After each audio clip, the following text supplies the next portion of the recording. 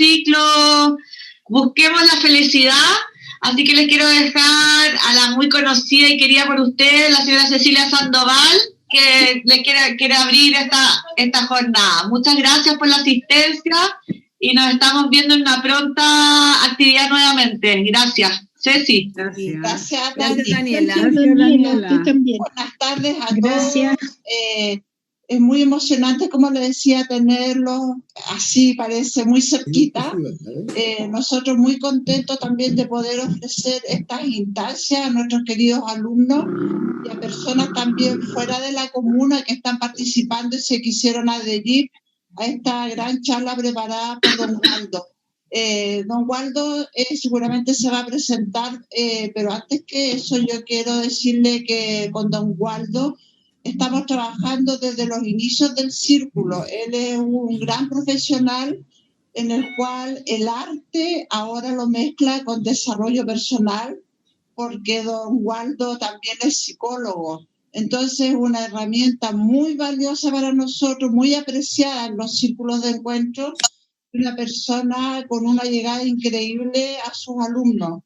Yo, don Waldo, quiero hacer presente acá en los agradecimientos de su gran compromiso con todos nosotros, y es un privilegio trabajar con usted y en esta oportunidad haber preparado unas charlas que vamos a mezclar el arte y el desarrollo personal.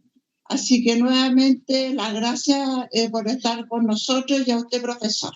Todo el escenario es suyo. Bravo. Cecilia. Muchas gracias. Cecilia. Bravo.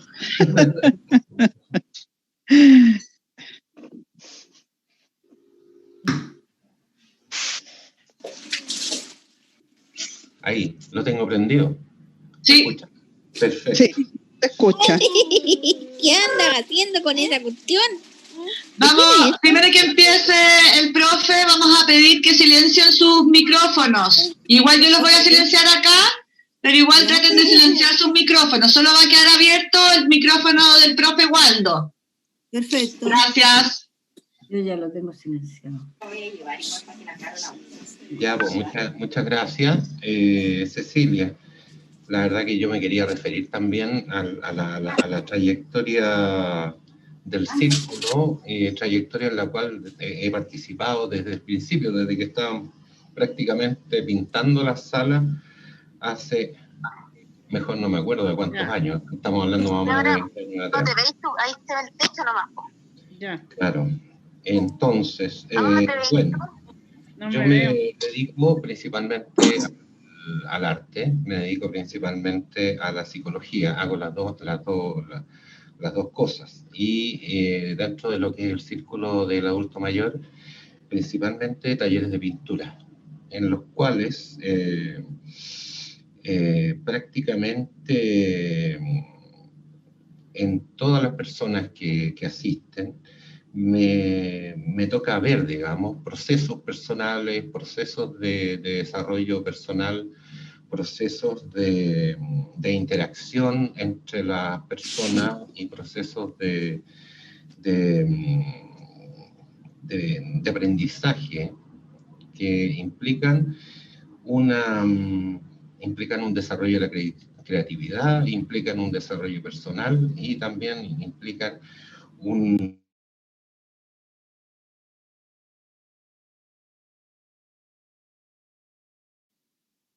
¿Se cortó el micrófono? Sí, no se escucha ahora. ¿Ahora sí? Ahora sí. Ah, perfecto.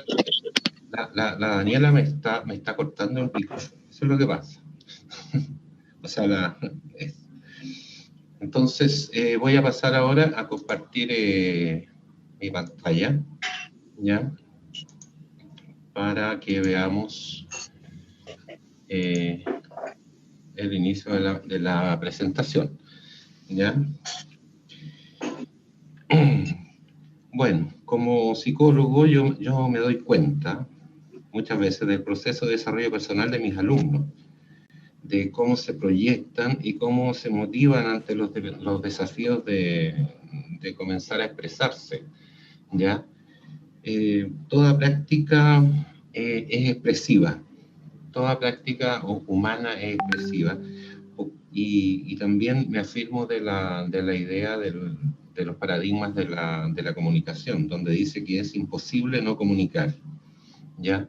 Es imposible no comunicar, y dentro de esta labor humana que es la pintura, estoy permanentemente recibiendo mensajes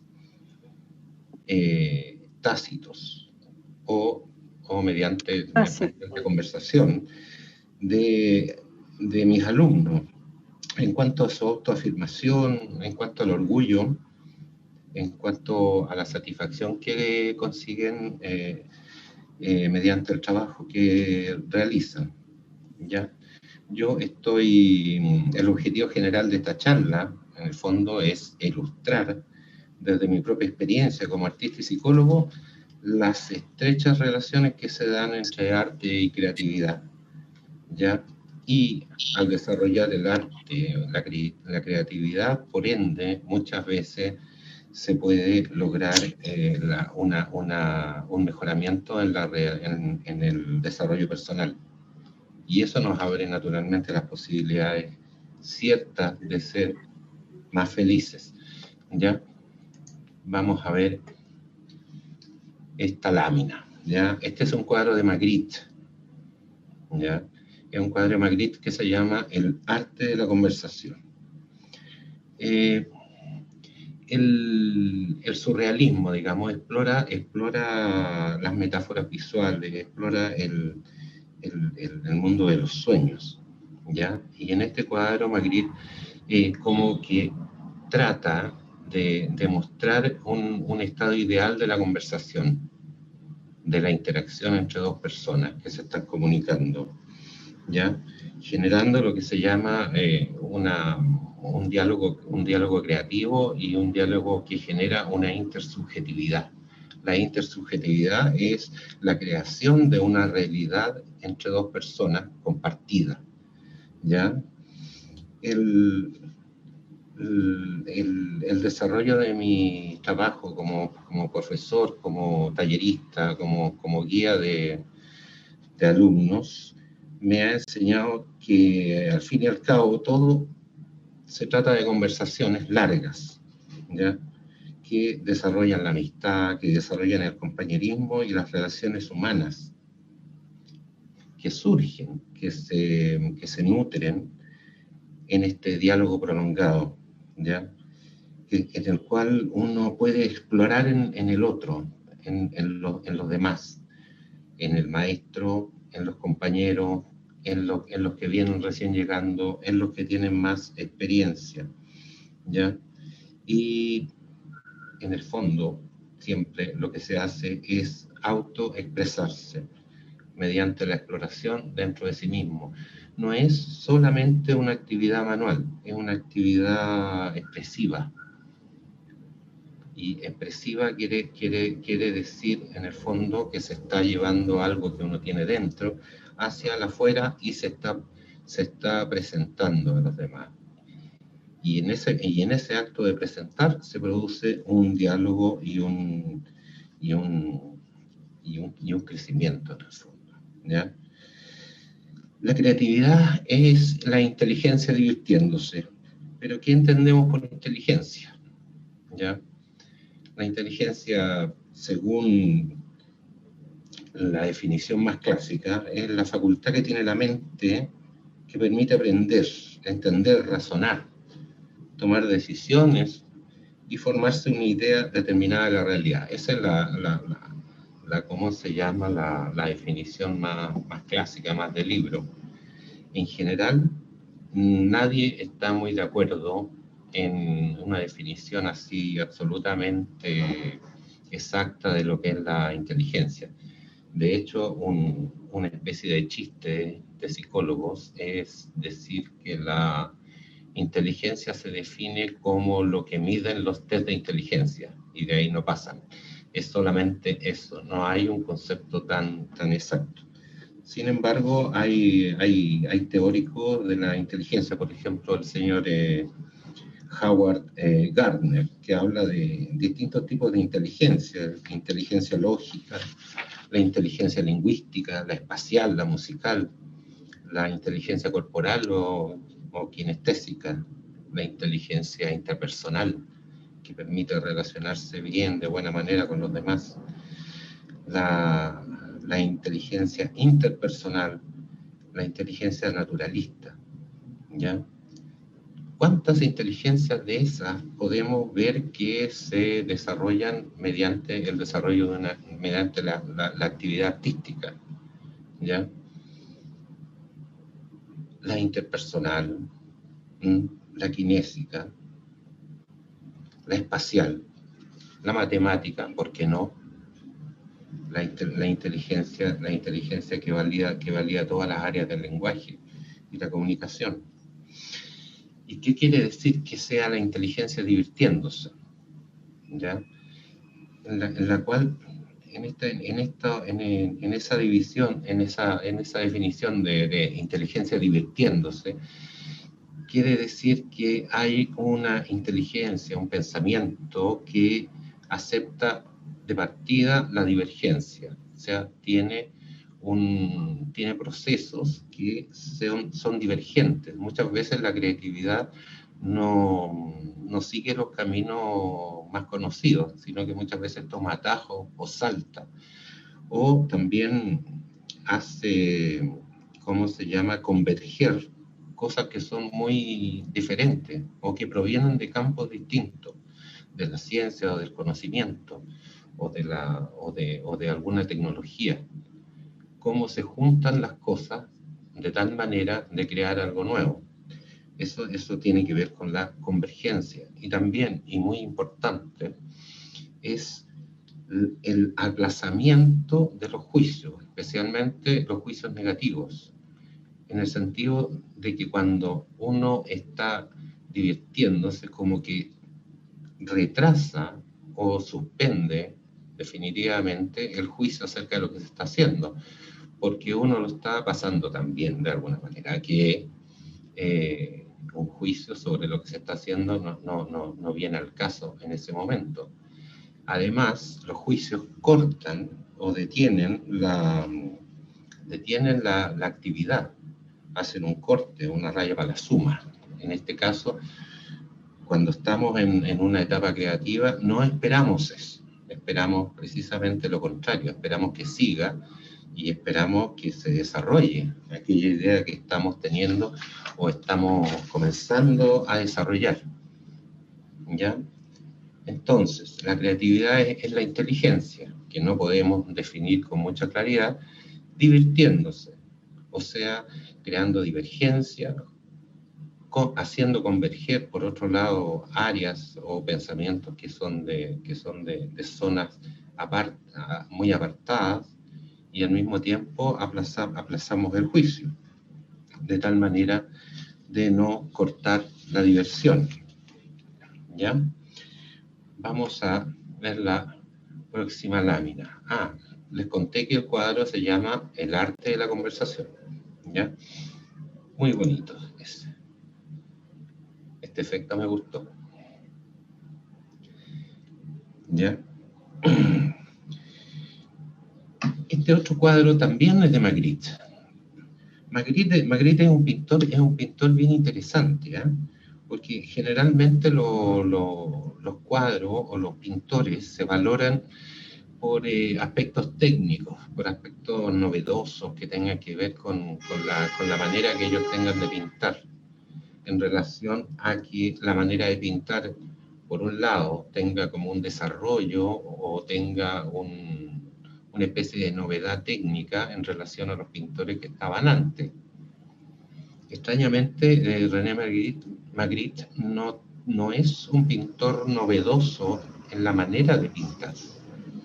Su manera de pintar es muy convencional, es simplemente representativa, ¿ya? No tiene, ¿cómo se llama?, el desarrollo del impresionismo que busca la luz, no tiene, ¿cómo se llama?,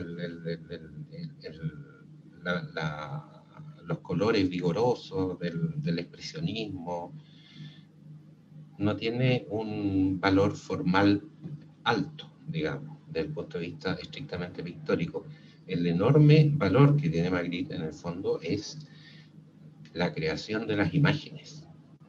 él muchas veces dijo que él pintaba como una alternativa al pensamiento, ¿ya? Y en este cuadro, obviamente que se muestra fundamentalmente lo que es un proceso creativo, ¿ya? El pintor prácticamente está pintando un huevo como si fuera su modelo, pero él está viendo ya al pájaro grande y volando. En el fondo, el pintor está pintando una promesa, ¿ya? Está tomando elementos que son distintos, los está colocando en un campo común, y ese campo conforma en el fondo una frase, y esa frase en algún momento se descarrila, ¿ya? Y genera en nosotros como observadores un momento creativo, una especie de cortocircuito en el cual nos sentimos un poco más iluminados, ¿ya? La creatividad y la felicidad se retroalimentan, ¿ya? A más creatividad, uno está más optimista, más contento, ¿ya? Y al mismo tiempo la felicidad también produce la confianza y produce el estado necesario para ponerse creativo. Lo que al fin y al cabo se transforma en que las personas más felices son más creativas mientras más motivadas estén en relación al trabajo que realizan, ¿ya?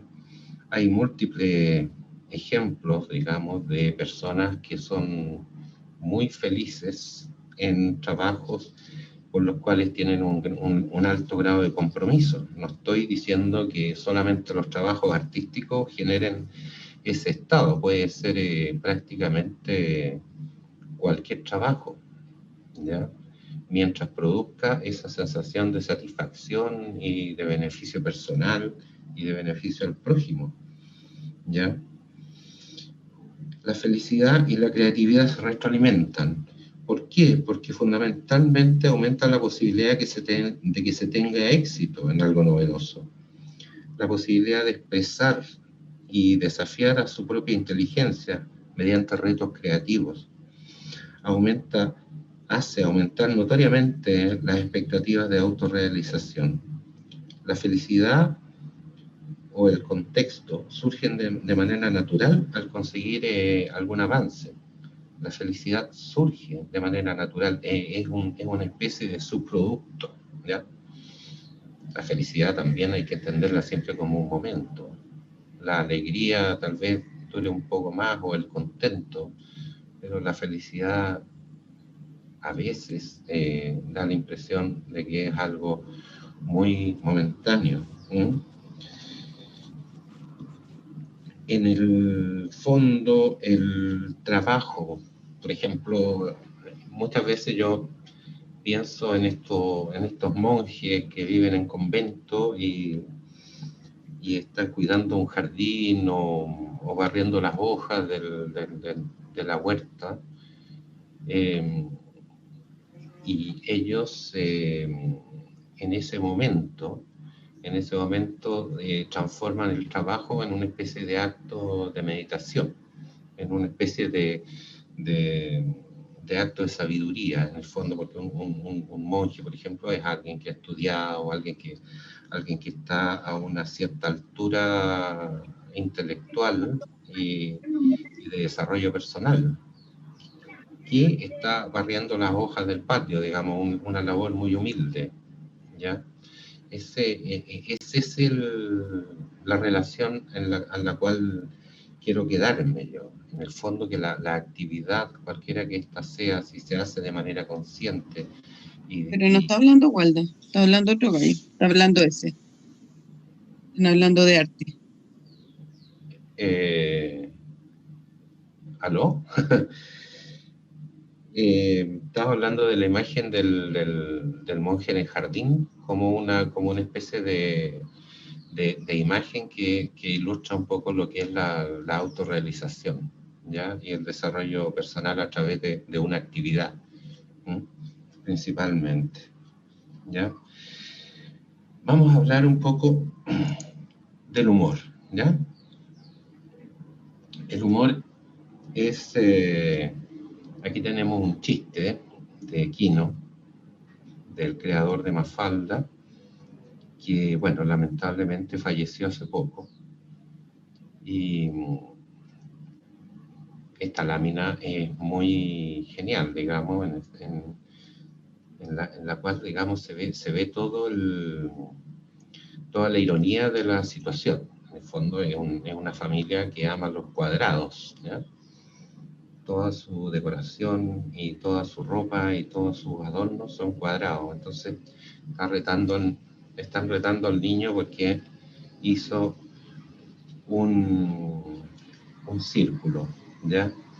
Una especie de elipsis, ¿ya? El humor, la alegría y el humor. El humor es, hay citas, me conseguí unas citas, dice, Winston Churchill dice, una broma es una cosa muy seria, ¿ya? Hay otro de Peter Ustinov que dice, lo cómico es simplemente una forma divertida de ser serios. Y por otro lado, entrando un poco en el tema psicológico de Sigmund Freud, dice que el humor es la manifestación más elevada de los mecanismos de adaptación del individuo. ¿Ya? Los mecanismos de defensa, los mecanismos que tiene, digamos, la mente para mantenernos cuerdos, para poder sobrellevar los momentos difíciles o las problemáticas de la vida, son llamados por la psicología los mecanismos de defensa. Estos mecanismos muchas veces como que suspenden las problemáticas, las niegan, racionalizan el problema, solucionan el problema haciendo que la persona vuelva a estados más infantiles de su personalidad, ¿ya? Hay muchos mecanismos de defensa, pero el mecanismo de defensa mejor definido por muchas escuelas psicológicas es precisamente el tener sentido del humor, ¿ya? Tener sentido del humor, tener la capacidad de que la inteligencia, mediante sus procedimientos, logre ver lo divertido, lo risible o lo cómico de las situaciones, ¿ya? O sea, el humor no es solo divertido, hace bien, ¿ya? En el trabajo, el humor nos puede dar lecciones serias de cómo manejar el conflicto, desarrollar anécdotas personales, subir la moral o construir grupos humanos más armónicos. La risa es una potente herramienta curativa. Una buena carcajada, en el fondo, una buena alegría, fortalece el sistema inmunológico, ¿ya? Reduce las hormonas que pueden causar tensiones. Y en el amor, el humor y la risa son tradicionales elementos de seducción. Hay que tomar nota de eso, ¿ya? ¿Qué es el humor? Entonces, ¿está relacionado con la inteligencia? Yo creo que sí. Freud escribió que el humor es el mayor mecanismo de defensa, ¿ya? Entendía que el humorista o la persona que tiene la capacidad de hacer reír explotan las posibilidades del pensamiento, especialmente el pensamiento más infantil, y que en consecuencia el humor es una actividad psíquica orientada hacia el escape, hacia la sobrevivencia, en el fondo. Yo personalmente creo que el humor supone una actividad de la inteligencia, una exploración del mundo exterior, de la que se extraen algunos rasgos que se exageran, como en el caso de las caricaturas, o ingresan en nuevas e ingeniosas combinaciones. Nuevamente la divergencia y la convergencia, ¿se fijan? Capaces de sorprender y arrancar las carcajadas. El humor se caracteriza también por la transgresión, en el sentido que nos obliga a crear una interpretación distinta de las cosas. También el humor o la mirada humorística con respecto a la realidad, nos eleva la capacidad de ver los contrastes y también los sinsentidos. Hay mucho sinsentido en las cosas que nos rodean, y la capacidad de poder verlas o darse cuenta es una tarea que el humor acomete con mucho éxito, ¿ya? Vamos a ver una especie de relación entre humor y arte, ¿ya? Nuevamente Magritte, ¿ya? Nuevamente Magritte nos pone en problemas, ¿ya? Ahí en francés dice, esta no es una pipa, ¿ya? Magritte pinta este cuadro esperando y siendo lo más realista posible, y él pinta una pipa o representa una pipa, ¿ya? Y al mismo tiempo nos descoloca y nos pone en alerta de que efectivamente esta no es una pipa, ¿ya?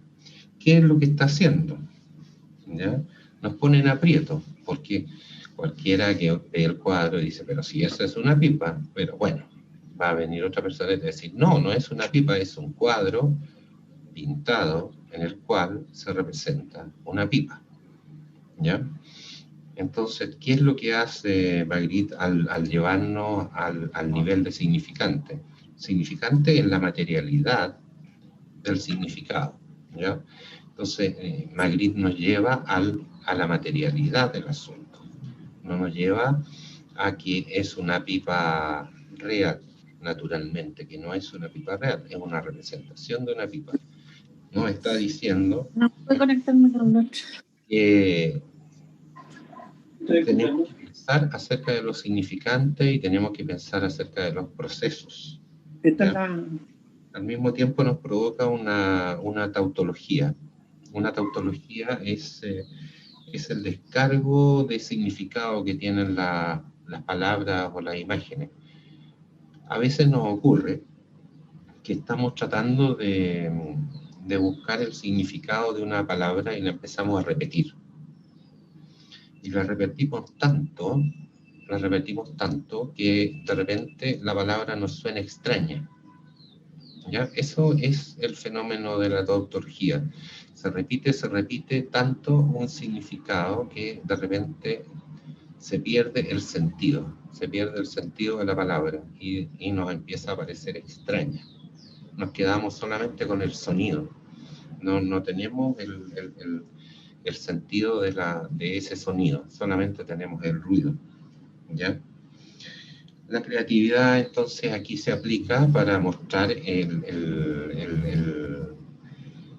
cómo se llama la materialidad del arte y cómo en este ejemplo se prioriza o se manifiesta la intencionalidad de privilegiar la forma o la forma de hacer las cosas que las cosas mismas, ¿ya? Eso es muy importante. La creatividad se nos aparece como una parte esencial del arte, ya que fomenta una visión nueva sobre las cosas y una manera de enfocar la realidad cotidiana, ¿ya? ¿Cómo mirar las cosas? ¿Cómo va uno por el mundo mirando las cosas? Yo en la experiencia de talleres, me lo han dicho muchas veces, o sea, me han dicho, profesor, desde que estoy en pintura, todo el mundo me dice que he cambiado porque ahora veo las cosas que antes no veía, ¿ya? Hago que paren el auto de repente cuando estamos en un paisaje o cruzando el campo porque quiero ver mejor un árbol, o también me explico, digamos, ciertos fenómenos, o sea, las montañas azules que están en el horizonte, o la cantidad de verdes que tiene la vegetación, o los distintos tipos de azules o amarillos que tiene un atardecer. todo eso, al poseer las herramientas, se va desarrollando cognitivamente también una manera de ver la realidad, ¿ya?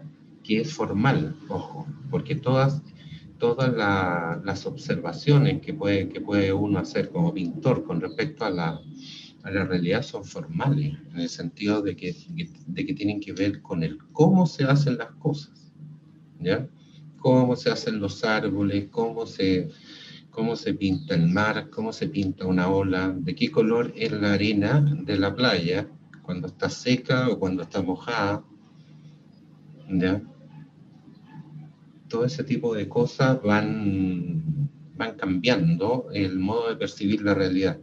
Y si uno tiene un modo de percibir la realidad más amplio y más detallado, evidentemente que se suma una actividad placentera más a las que uno tenía de antes. Entonces, los alumnos aprenden a ver la realidad de otra manera, ¿ya? Eso es muy requete importante. Vamos a ver, esta está chora también. ¿Qué tenemos acá? Un cuadro del señor Kush, de Vladimir Kush. ¿Qué es lo que hablamos acerca de la convergencia? ¿Ya? Este es un cuadro naturalmente de inspiración surrealista, donde tenemos cosas que vienen de ámbitos distintos.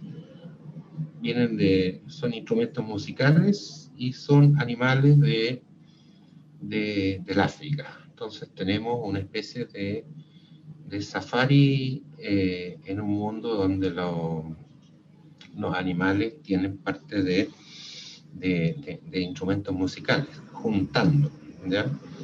Formando lo que se llama una metáfora visual. Tenemos cosas que son distintas, que se juntan, pero se parecen en alguna parte de nuestra cabeza, ¿no es cierto? Un elefante o una cabeza de elefante se parece un poco a una tuba, ¿ya? Los cuernos del antílope se parecen a una lira, las flores se parecen a pequeñas cornetas, flautas, ¿ya? Los pajaritos que están ahí parecen notas musicales, las nubes también parecen notas musicales. ¿Se fijan? Entonces tenemos música, tenemos animales, ¿y qué pasa si se juntan? ¿Ya? Entonces aquí tenemos lo que se llama, lo que puse ahí, digamos, que el arte reúne conceptos diferentes y permite uniones sorprendentes mediante un cuidadoso desorden. Cuidadoso desorden. Es muy importante eso del cuidadoso desorden, porque ¿cómo se llama? La creatividad no se va a desarrollar en un archivo muy ordenado, se va a desarrollar más bien en un archivo un poco más desordenado, donde las cosas tengan la posibilidad de encontrarse, ¿ya? Cuando todo está muy encasillado, la creatividad como que no se desarrolla tanto. Bien. ¿Cómo se llama? El hecho que existe esta posibilidad, el hecho que existe esta posibilidad de que uno puede hacer esta especie de collage, esta especie de uniones extrañas, naturalmente que nos pone en la posición de que podemos desarrollar nuestro conocimiento instintivo en el sentido de que no es un conocimiento racional, sino que es un conocimiento que nos surge de manera natural, ¿ya? Al mismo tiempo, nos convierte en seres expresivos, que podemos comunicar emociones, sentimientos, ideas, ¿ya? Y formas de pensar. Este cuadro puede tener que ver con una cierta conciencia ecológica, puede tener que ver con con que el arte y la naturaleza tienen relaciones que uno no sospecha, por ejemplo, ¿ya? Las metáforas son generalmente ejercicios de inteligencia bastante desarrollados, ¿ya? Uno entiende las metáforas, por ejemplo, en la poesía, como, por ejemplo, una señorita que tiene el pelo como el trigo, o los dientes como las perlas, o la cintura como de una avispa, ¿ya? Los brazos como lirios. Uno entiende que estamos hablando de una señorita hermosa, digamos, pero si esa señorita se nos apareciera con pelo de trigo, dientes de perla y cintura de avispa, lo más probable es que salgamos huyendo porque sería una señorita muy rara. ¿Te fijas? Entonces, en ese momento, cuando entramos en el mundo de la metáfora, entramos a jugar el juego que el artista está proponiendo, ¿ya? ¿Cómo se llama? El desarrollo de la metáfora incluye, de todas maneras, esta especie de acuerdo tácito entre la persona que observa y la persona que crea, ¿ya? Es muy interesante ese sector del arte, todo el que tiene que ver con las metáforas visuales o las metáforas ya directamente literarias, ¿ok?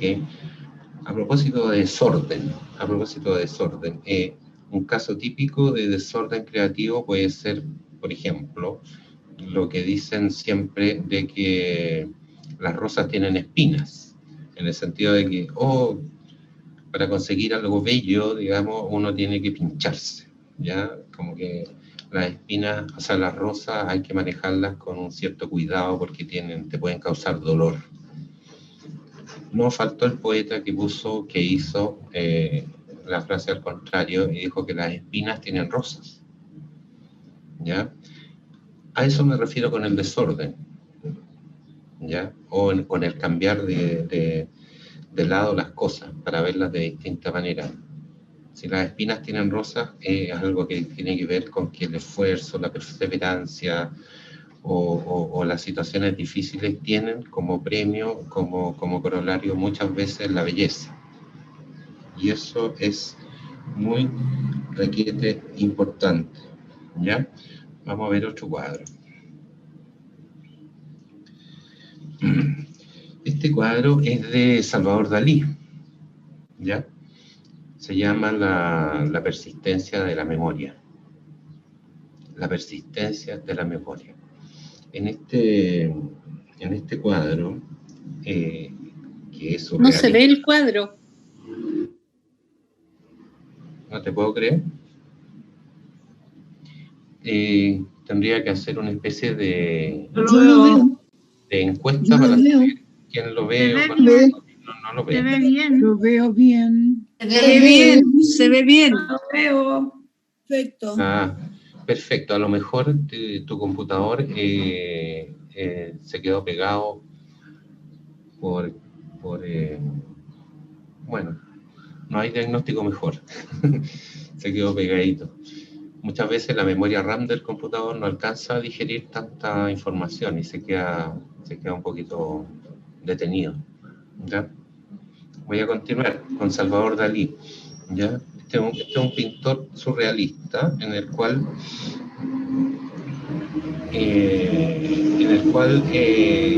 no podemos ver una ilustración exacta de lo que es el título, la persistencia de la memoria, ¿ya? ¿Qué tiene que ver la persistencia de la memoria o la persistencia de lo que uno recuerda con los relojes blandos, ¿ya? O la laxitud del tiempo, la laxitud de este pasar del tiempo tan lento o tal vez inmovilizado para siempre, o este derretimiento, digamos, de estos objetos que sirven para medir el tiempo. ¿Qué es lo principal entonces? Ya que el cuadro no ilustra exactamente el título. Es que tenemos, lo principal es lo que tenemos acá, es la relación entre un texto y una imagen, ¿ya? El texto es el título del cuadro y la imagen es eso que estamos viendo. Esa relación también es metafórica, ¿ya? El cuadro refleja la relación entre un título y una imagen, es decir, va más allá de los signos incluidos en la imagen para hacerlo jugar entre ellos y al mismo tiempo con la etiqueta que le asignamos, o sea, la etiqueta es el título. Reloj es blando, el tiempo que se alarga o se pone pegajoso y laxo, ¿ya? Es una sensación, esa laxitud, es una sensación que uno ha experimentado muchas veces con los recuerdos recurrentes. Los recuerdos recurrentes, ¿ya? En terapia uno, al menos en el tipo de terapia que yo hago, se habla mucho de, o uno busca como psicólogo, muchas situaciones o escenas de la infancia o del pasado del paciente, de tal manera de poder investigar en esas escenas familiares muchas veces cosas que alteran o se reproducen en el presente. Ahora, esas escenas, nosotros las tomamos o las seleccionamos de acuerdo a la cantidad de veces que la persona las recuerda. O sea, si son escenas recurrentes. Uno siempre tiene escenas de la infancia o la adolescencia de las cuales se acuerda mucho, ¿ya? Y que las tiene muy presentes. Eso dejando aparte las anécdotas o cosas así. Estamos hablando de escenas que sean significativas, que nos produzcan, digamos, algún tipo de movilización emocional, ¿ya? La persistencia de la memoria. ¿Será eso lo que quiere decir Salvador Dalí? Querrá decir que hay escenas que se repiten y se repiten hasta que en algún momento las elaboramos y las solucionamos. Tal vez sea eso, no sabemos. Yo sé que Salvador Dalí estaba muy interesado en lo que era la técnica psicoanalítica, pero aparte de eso es un misterio, y como misterio es algo que uno le dan ganas de investigar, de todas maneras. Algo muy importante, todo, y lo voy a repetir varias veces, toda la expresividad, toda la creatividad, todos los movimientos de la inteligencia, siempre los vamos a ver e interpretar desde el presente, desde lo que está pasando aquí y ahora con nosotros, ¿ya? Eso es muy importante. Hemos hablado de la creatividad, hemos hablado de la inteligencia, ¿ya? Y vamos a ver una pregunta. ¿Es acaso la edad un impedimento para desarrollar esas actividades? ¿Ya? No vamos a decir que son actividades virtuosas, no vamos a decir que son actividades buenas de por sí, digamos, vamos a decir que son actividades, ¿ya? Este es Claude Monet. En 1916, él tenía 75 años en este momento. Quiero que nos detengamos un poco en las pinturas que tiene detrás, ¿ya? En primer lugar, son pinturas extraordinariamente grandes, lo que implica una cantidad de trabajo más o menos importante. En segundo lugar, son pinturas extraordinariamente modernas, ¿ya? Estamos hablando de 1916.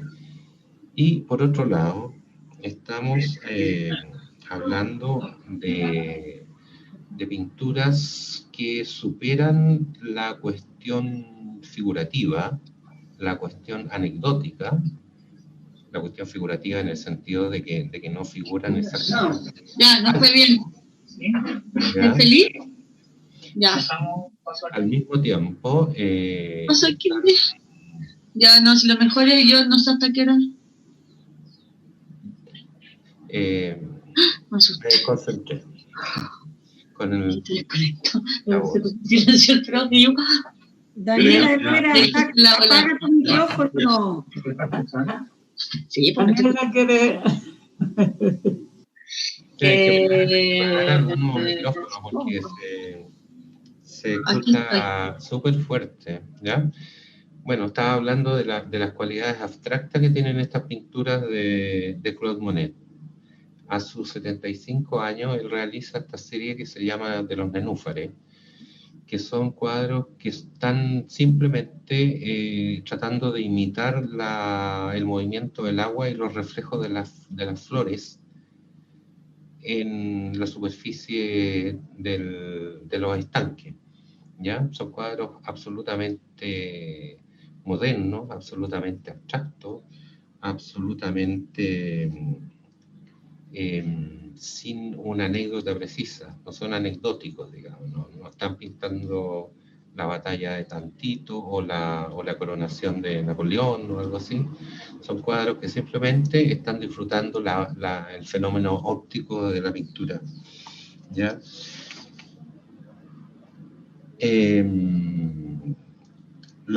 Los beneficios que son evidentes dentro de la práctica del arte en personas de tercera edad son bastantes, ¿ah? Por ejemplo, las capacidades mejora enormemente las capacidades de concentración, la paciencia, la perseverancia, ¿ya? La disciplina y naturalmente la creatividad, ¿ya? Se puede trabajar la precisión manual. Hay varios test de deterioro cognitivo que son test de dibujo, ¿ya? El psiquiatra, digamos, que a uno lo atiende cuando uno va preguntando por algún tipo de deterioro cognitivo, muchas veces te hace dibujar, ¿ya? A nivel emocional, claro, aumenta la felicidad, ¿ya? La pintura también genera una especie de distracción. Yo no la llamaría exactamente distracción, sino que, ¿cómo se llama? Como que convierte la situación o la actividad en en un acto de meditación, ¿ya? Empieza como que te hace poner un poquito la mente en blanco y tú solamente trabajas manualmente, de tal manera de que el cuerpo, en el fondo, no siente tanta tensión o disarmonía o dolor muchas veces, ¿ya? También genera mejoría en la comunicación, ¿ya? Ya que permite la expresión de una manera diferente. La expresión de una manera diferente. No estamos hablando solamente de expresar lo que uno siente, sino expresarlo de una manera diferente, creativa, ¿ya? Uno puede decir, por ejemplo, estoy muy triste porque enviudé, por ejemplo. Uno lo expresa. Pero si lo expresas de una manera distinta, ¿ya? A lo mejor el señor Monet, a lo mejor había enviudado en ese tiempo. Tiene la cinta negra en el brazo, ¿ya? La expresión no tiene la expresión de su pena o su soledad, tal vez no tiene que ver con los cuadros que pintó, ¿fijan? Es complicado eso y es profundo, ¿ya? Es súper importante también lo que es la actividad artística para personas que tienen déficit en comunicación, personas que son tímidas, por ejemplo, ¿ya? O que no son muchas veces capaces de comunicarse bien de manera verbal, en forma fluida y natural, ¿ya? Uno puede tener problemas de relación con las demás personas, ¿ya? Pero si tiene un método de comunicación alternativo, es muy provechoso desarrollarlo, de todas maneras, ¿ya?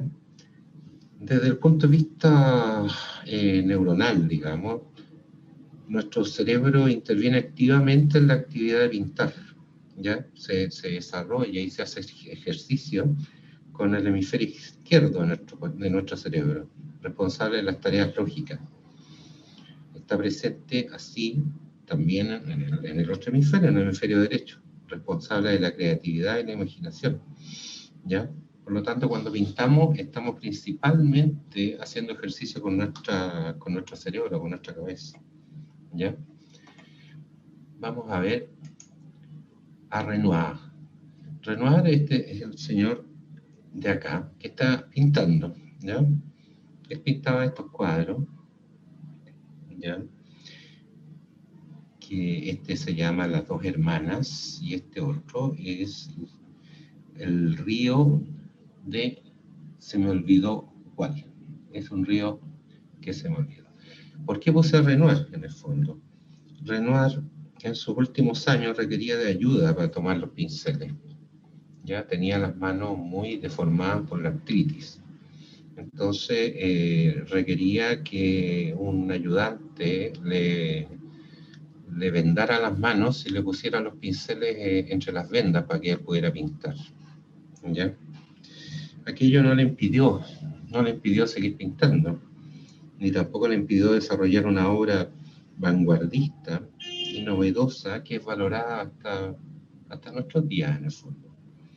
El arte, entonces, se convierte muchas veces en un camino de superación, un camino de superación personal, que se sigue a pesar de muchos factores que puedan tratar de impedirlo. La tarea hace superar obstáculos y dolores. Permiso.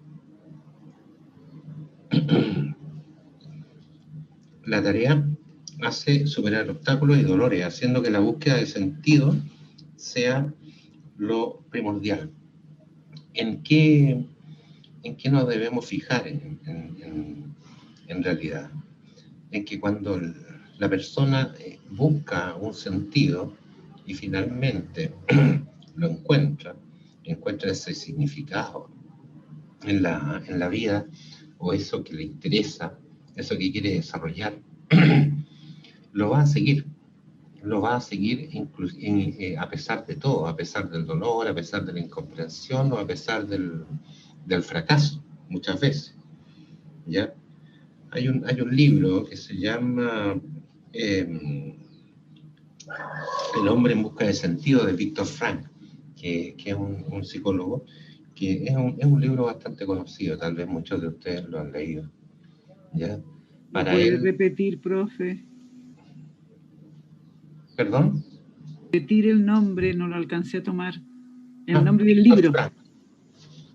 ¿Ya? Viktor Frankl, ¿ya? ¿Y el libro cómo se llamaba? El hombre en busca de sentido. ¿Ya? Es un libro en el cual Viktor Frankl narra el periodo que vivió durante la Guerra Mundial en campos de concentración. ¿Ya? Profe, hombre en busca del sentido, para ponerlo en el chat. Sí. ¿Y el autor? Viktor Frankl. ¿Franco? Frank, con K al final y L. Franco. Exactamente. Perfecto. Entonces, este psicólogo narra el periodo que vivió en los campos de concentración, donde de a poco o violentamente le quitaron todo. Le quitaron su ropa, sus bienes, su identidad. Ya no era doctor, ¿ya? ¿Te fijas? Ya no tenía nombre. Entonces quedó él solo, prácticamente con su cuerpo, solo su cuerpo y su identidad. Entonces, una vez que lograron quitarle todo, él comenzó a preguntarse qué era o cuál era el sentido de la vida, en el sentido de que no tenía nada, y que necesitaba urgentemente encontrarle un sentido, ya que la vida que estaba viviendo era muy terrible, ¿ya? Era muy mala.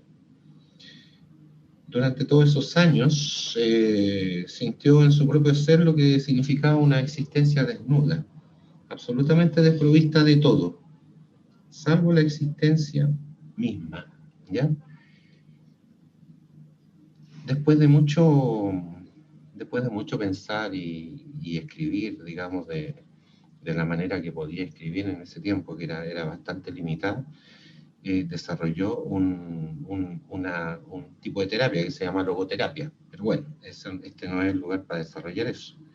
En el fondo, él llega a una especie de respuesta cuando se pregunta ¿qué espera la vida de nosotros al fin y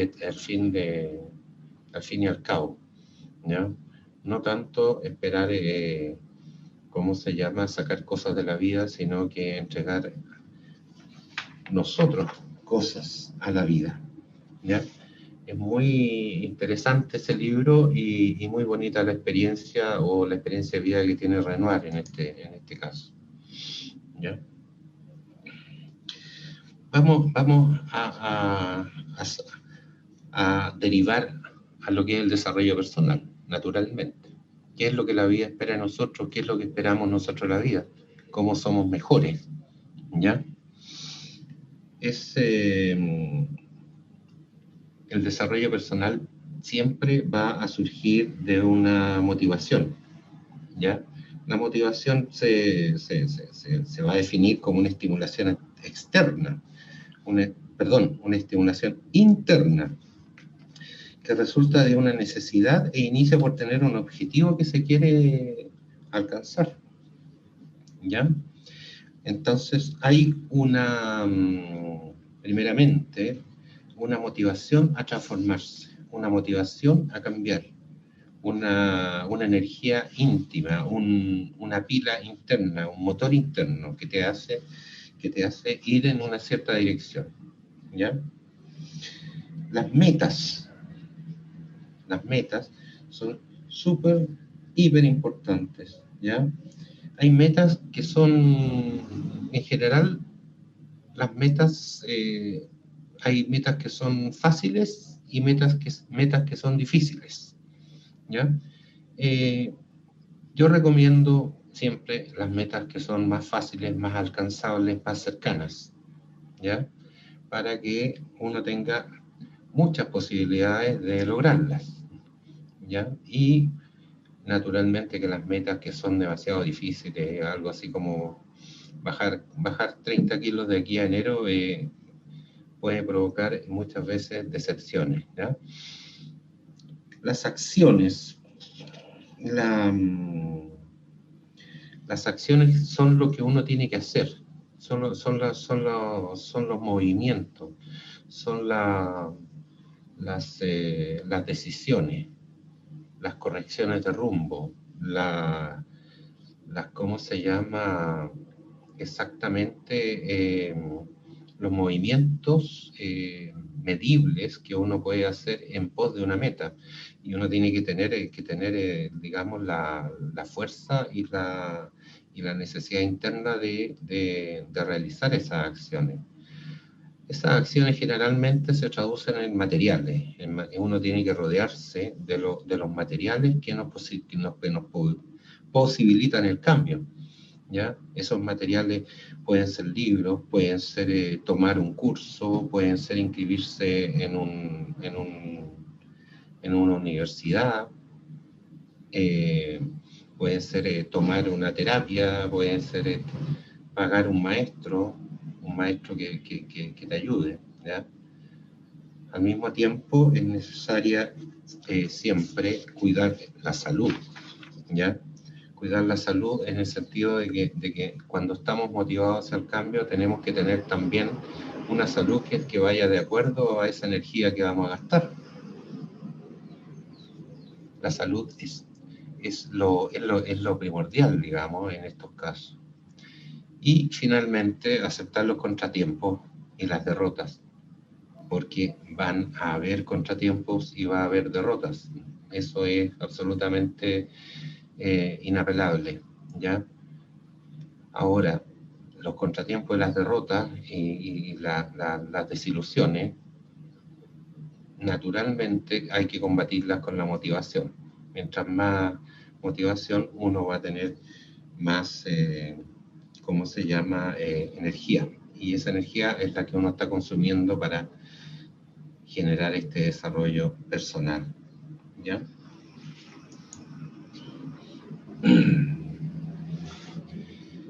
Nuevamente Magritte, este cuadro, ¿cómo se llama? De estos especies de oficinistas entre ingleses o franceses que andan todos vestidos igual, ¿ya? Con su traje, con su sombrero, muy serios, ¿ya?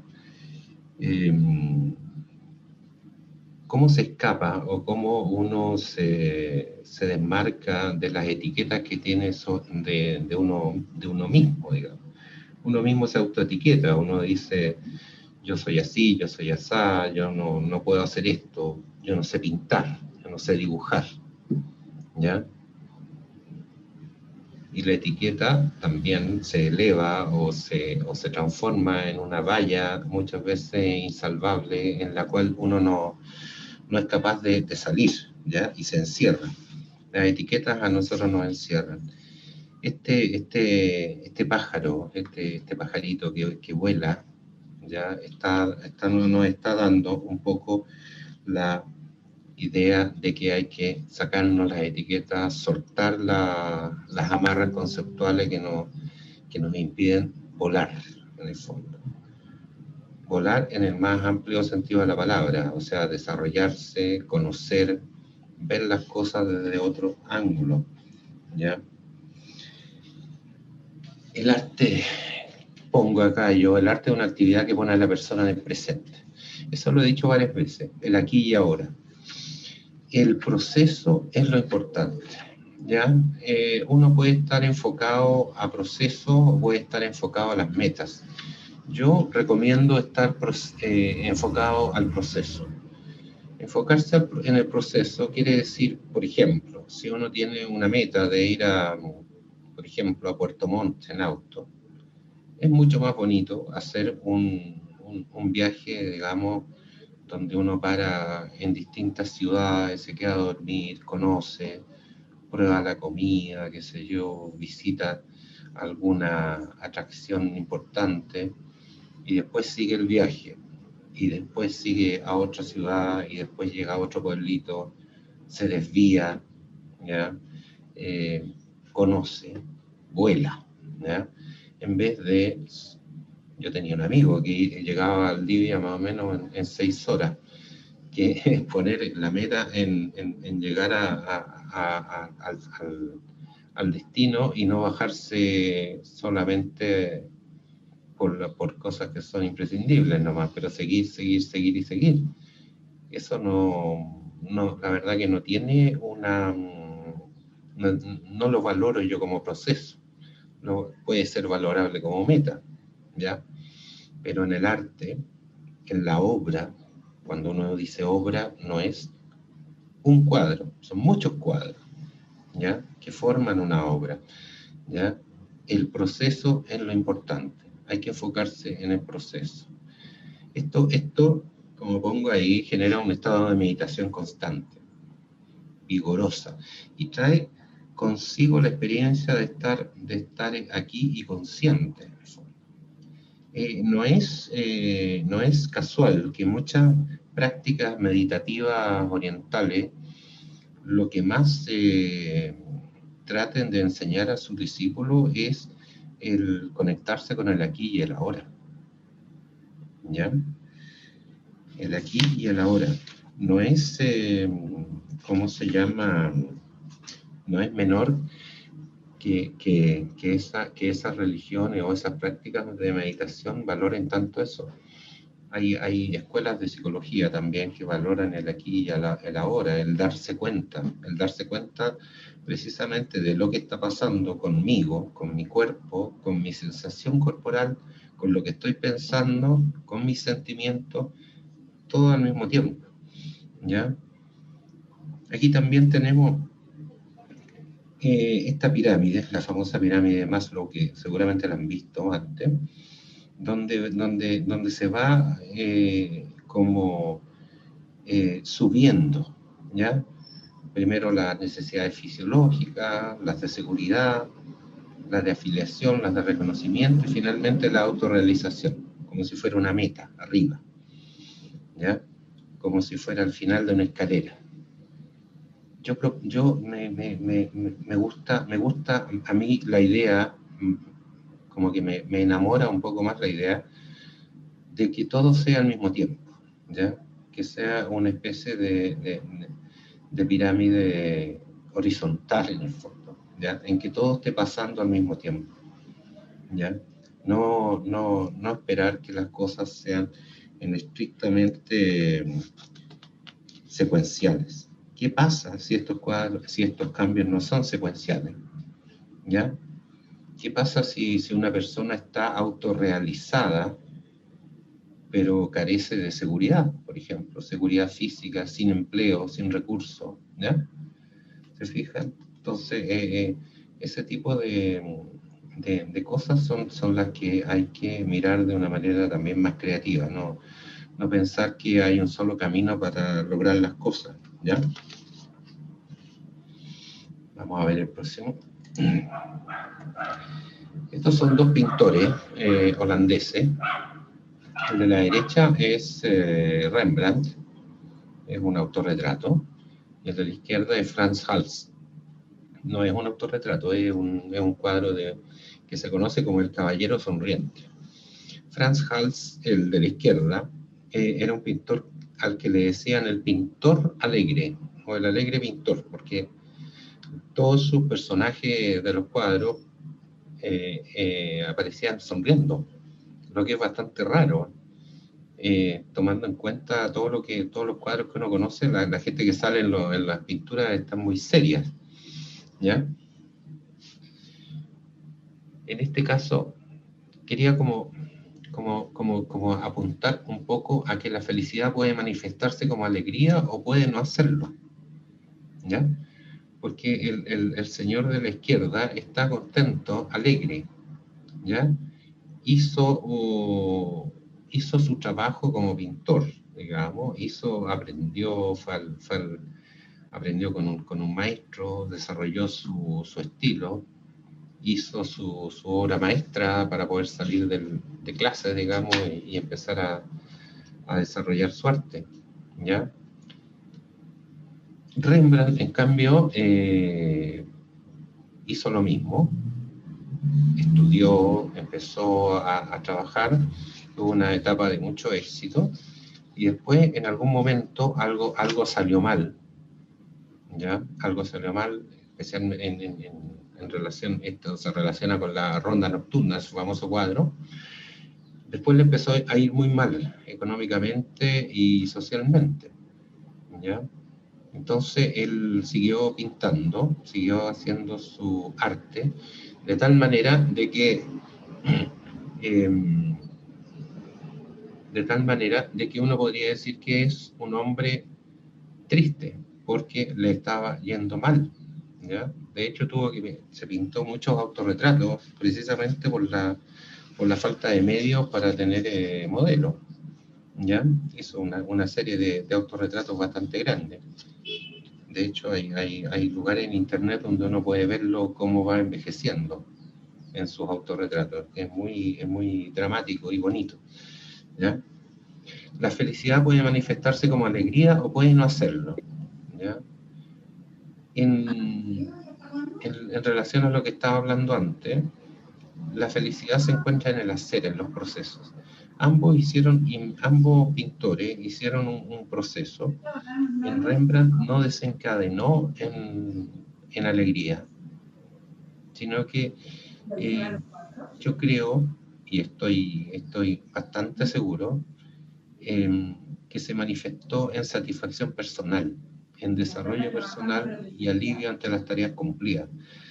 Ambos pintores tenían un mandato en el fondo de que era desarrollar su arte, ¿ya? Uno quedó alegre, el otro quedó satisfecho, ¿ya?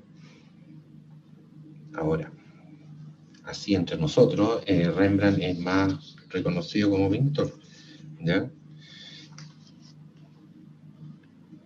Han tratado, ¿cómo se llama?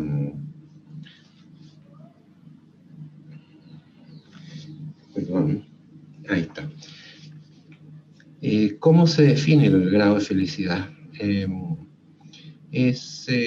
Algunos test psicológicos han definido la felicidad como una medida de bienestar subjetivo, ¿ya? Autopercibido, o sea que uno lo define, que influye en la actividad, en las actitudes y el comportamiento.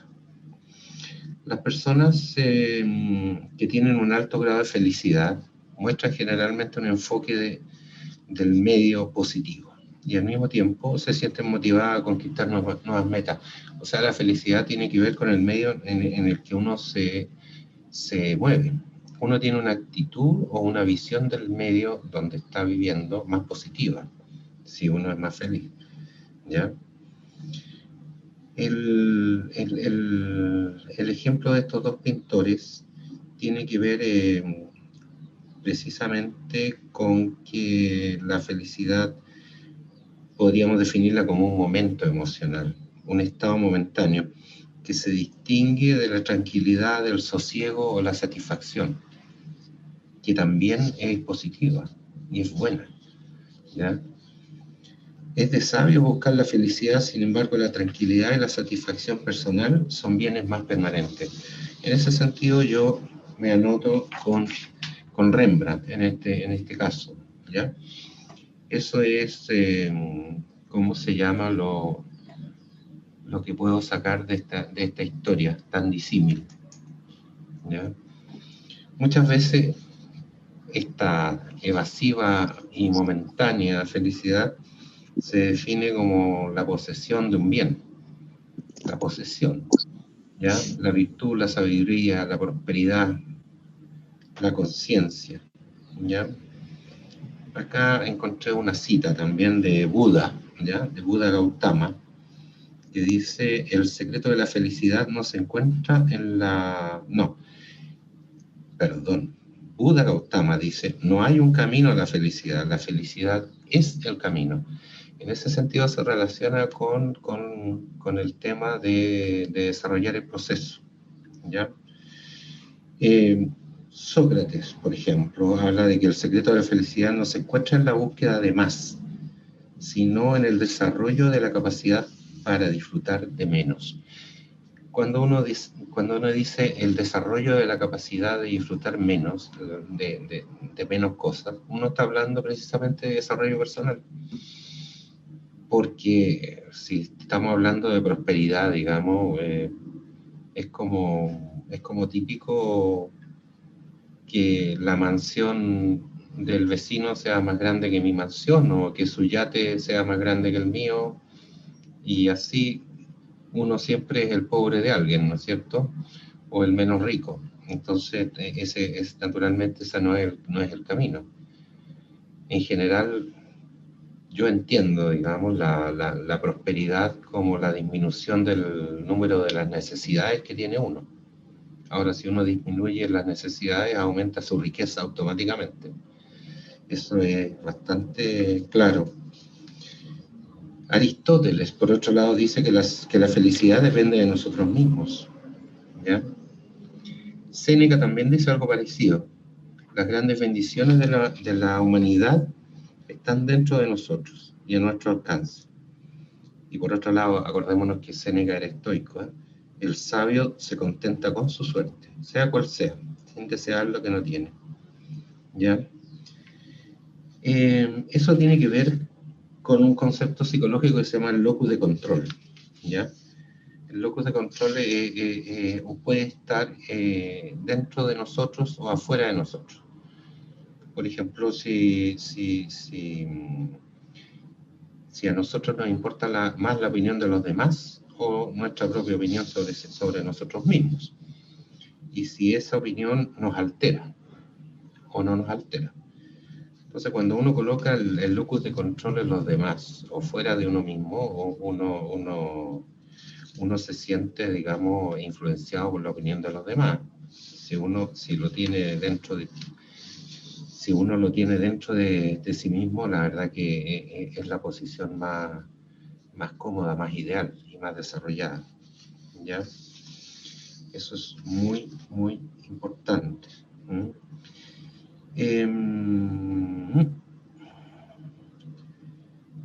Eso. Lao Tse, también tengo una cita de Lao Tse. Sostenía que la razón de la felicidad era vivir el presente. Quienes siempre piensan en el mañana o recuerdan con nostalgia solo el ayer, generan solo ansiedad. Siempre se ha dicho, digamos, que si tienes un exceso de pasado es depresión, si tienes un exceso de futuro tienes ansiedad, ¿ya? Que lo mejor es estar en el aquí y en el ahora, ¿ya? ¡Tarán! Me gustaron estas cortinas. Hemos hablado, ¿ya?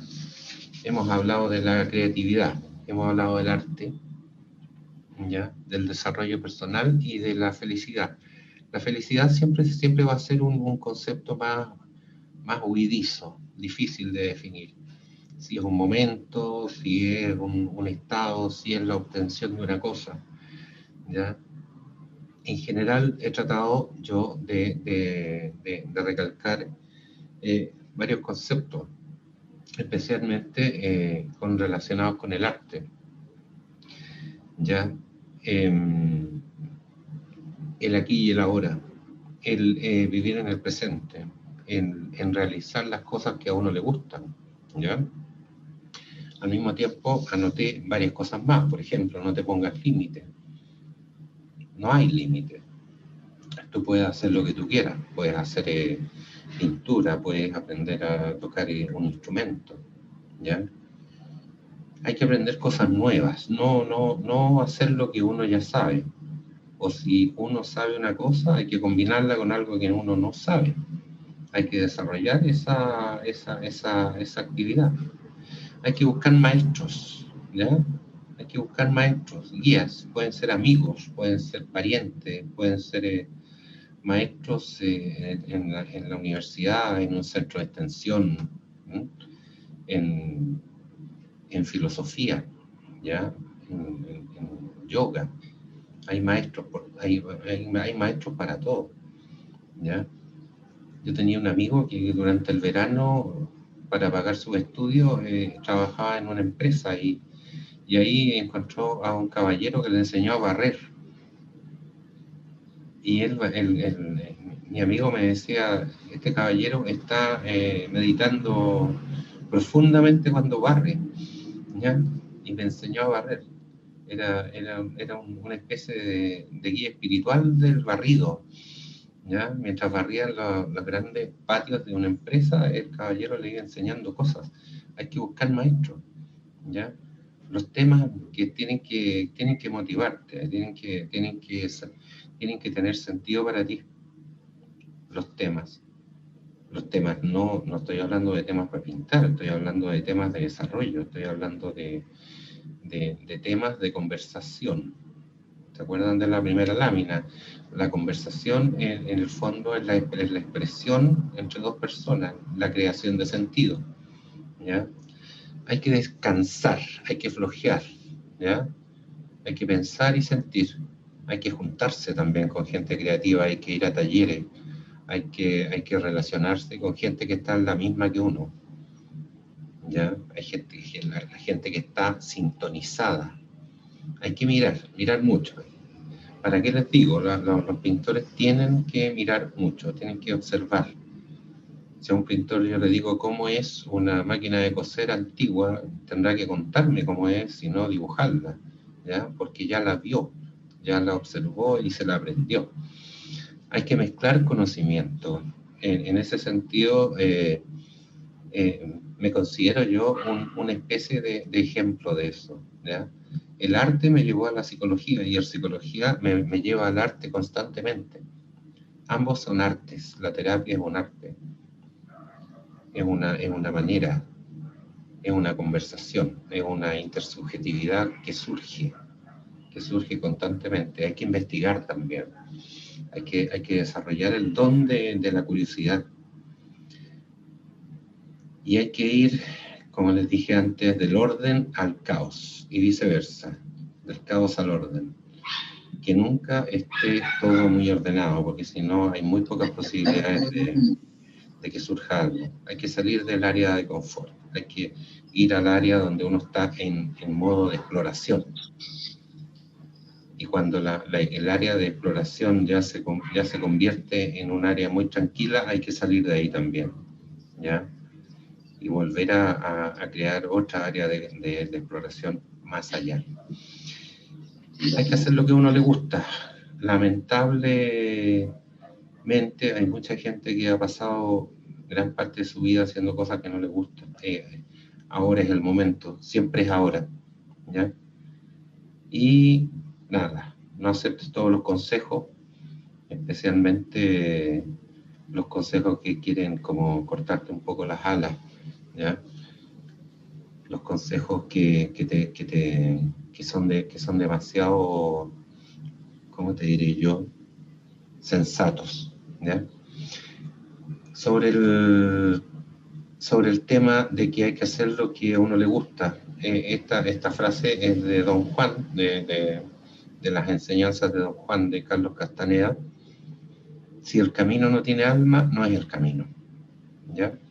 El camino tiene que tener alma y eso a uno le resuena y le da la energía necesaria, ¿ya?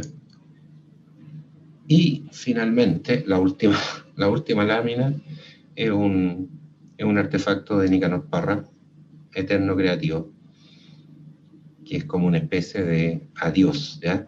Chao y perdón si me he excedido en el uso de la palabra.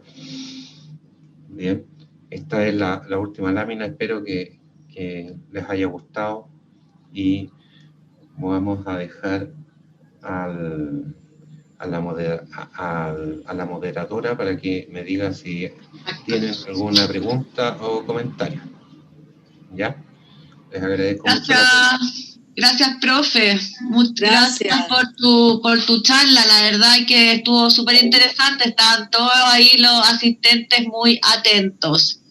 No sé si alguien quiere hacer un comentario. La verdad que nos queda muy poco ratito. Tenemos este Zoom hasta las 6:30, son las 6:22.